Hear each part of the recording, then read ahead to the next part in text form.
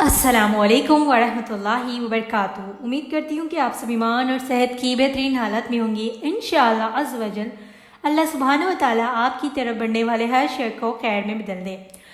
آپ نے تو وضو کا طریقہ، سنت اور فرائض سیکھ لیے ہیں، تو ہم دیکھیں گے وضو کرنے سے ہمیں کیا اجر ملتا ہے۔ دیکھیں، جب ہم وضو کرتے ہیں تو ہمارے گناہ جھڑ جاتے ہیں، یعنی کہ جیسے جیسے ہم وضو کرتے ہیں، جب ہم ہاتھ دھوتے ہیں، منہ دھوتے ہیں، کلی کرتے ہیں، مسواک کرتے ہیں، پیر دھوتے ہیں، تو ہمارے گناہ جھڑ جاتے ہیں۔ گناہ کیسے جھڑتے ہیں؟ دیکھیں، جو کام ہم اپنے ہاتھوں سے جو گناہ کرتے ہیں نا، گناہ والے کام، اس سے ہمارے گناہ جھڑ جاتے ہیں۔ جب ہم منہ کو دھوتے ہیں، چہرے کو دھوتے ہیں، یعنی کہ ہمارے آنکھ، ناک، سب کو ہم اچھی طریقے سے دھوتے ہیں، تو جو ہم آنکھوں سے گناہ کرتے ہیں نا، جو بری چیزیں دیکھ کر، جو گندی چیزیں دیکھ کر ہم آنکھوں کا جو گناہ کرتے ہیں نا، اس سے ہمارے گناہ معاف ہو جاتے ہیں۔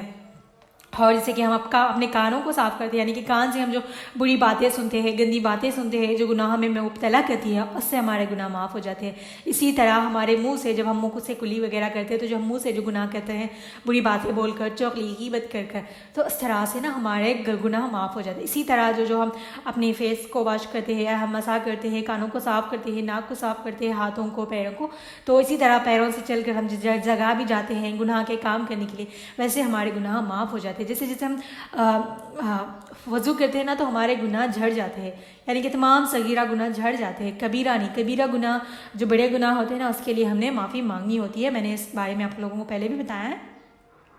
تو آپ لوگوں نے نا وضو کرتے وقت کبھی بھی یہ نہیں کرنا کہ ہم نے ابھی تو وضو کیا تھا، جتنی بار وضو کر سکے نا اتنی بار کریں۔ جب بھی آپ واش روم یوز کریں، تو جب بھی آپ منہ ہاتھ دھوئے، اپنا فیس واش کریں، تبھی وضو کریں، باوضو رہا کریں۔ دیکھیں، وضو وضو میں رہنے سے ہم تو پہلے جب وضو کرتے ہیں تو ہمارے گناہ جھڑ جاتے ہیں۔ پھر دوسری بات یہ ہے کہ جب جتنا ہم زیادہ وضو کریں گے نا، ہمارے چہرے پر نور آئے گا اور ہم پاک و صاف بھی رہتا ہے۔ تو ہمیشہ باوضو رہا کریں۔ اور وضو کے بعد کی دعا پڑھنے سے نا جنت کے 8 دروازے، آپ صلی اللہ علیہ وسلم نے فرمایا، وضو کے بعد کی دعا پڑھنے سے جنت کے 8 دروازے کھول دیے جاتے ہیں اور بندہ جس سے چاہے نا داخل ہو جائے۔ دیکھیے، جب آپ وضو کریں گی تو آپ کے گناہ معاف ہو جائیں گے، پھر آپ پاک و صاف بھی رہیں گی، اور آپ کو اس کا اجر، آپ کے گناہ بھی جھڑ جائیں گے۔ اور وضو کرنے کے بعد اگر اس کے وضو کے بعد کی دعا پڑھیں گی تو دیکھو کتنا بڑا اجر ہے نا۔ جنت کے 8 دروازے، 8 دروازے ہیں نا جنت کے، تو اس میں سے آپ کہیں سے بھی داخل ہو جائیں گی۔ تو ہمیشہ باوضو رہا کریں۔ اور وضو کے بعد کی دعا میں نے آپ کے ساتھ شیئر کر دی ہے۔ اور وضو نا بسم اللہ کہہ کر وضو شروعات کرنی ہے۔ اگر آپ کہیں باہر بنا رہے ہیں، اگر واش روم میں بنا رہے ہیں، آئی تھنک آپ کے پاس ایسا ہے کہ آپ کے پاس پلیس نہیں ہے، آپ کے پاس دونوں ایک ہی ساتھ ہے، باتھ روم اور واش روم، تو آپ وہاں پر بسم اللہ نہیں کہہ سکتی، کیونکہ ہمیں وہاں پر غسل خانے میں جا کر کوئی بھی ایسی چیز، یعنی کہ بسم اللہ وغیرہ پڑھنا، قرآن کی آیت پڑھنا جائز نہیں ہے۔ تو آپ ہو سکے تو جتنا ہو سکے باہر آپ کے جو بھی اوپن پلیس میں جہاں پر پانی وغیرہ ہو، وہاں پر بنانے کی کوشش کریں، ٹھیک ہے۔ وضو کرنے کے بعد اگر آپ کی پلیس نہیں ہے تو وضو کر آپ باہر آ جائیں گی، تب تو وضو کے بعد کی دعا پڑھ لیں آپ، ٹھیک ہے۔ میں نے آپ کے ساتھ وہ سلائڈ شیئر کر دی ہے، اس سے دیکھ کر پڑھ لیجئے گا۔ جزاک اللہ خیر۔